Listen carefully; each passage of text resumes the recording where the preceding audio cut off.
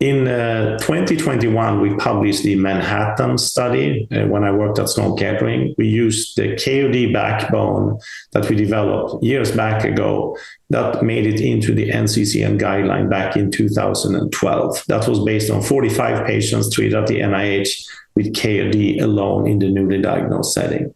That became available for the treatment of newly diagnosed myeloma in the NCCN guideline.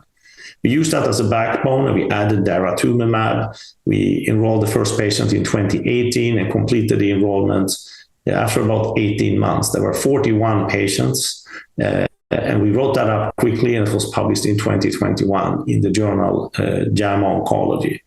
With 41 patients, that made it also into the NCCN guidelines. We delivered the second treatment for newly diagnosed patients through phase 2 studies. We were very inspired by this Manhattan study showing 71% MRD negativity in this setting. But the study, as I mentioned, was only 41 patients. So we wanted to build on this and conduct a larger study. So the ADVANCE trial is a randomized multicenter study that compares KRd with Dara-KRd. We have enrolled more than 75% of the patients. We have large participating collaborators across the United States. And we see very, very good feasibility. I cannot communicate the results yet because the study is ongoing. But we hope to have this study fully enrolled by the summer of 2024. Lastly, what I want to say is that the study design is 8 cycles of either KRd or Dara-KRd. Patients are allowed to collect stem cells after 4 to 6 cycles of combination therapy. And if they are MRD positive, they would be recommended to do a bone marrow transplant if they have collected stem cells.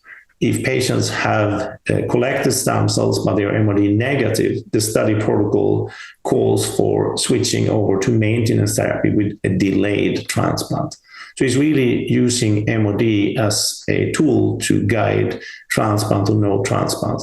And for patients that are enrolled that are not transplant candidates, they can still go on as long as they are eligible, they fit the bill for eligibility, and they have to be up to age of 75, so not over that.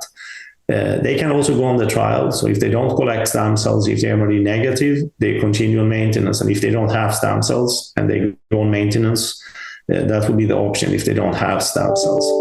The study also captures a lot of correlative markers, or it captures a lot of samples. So we're planning on doing whole genome, single cell sequencing, and other type of omic assays.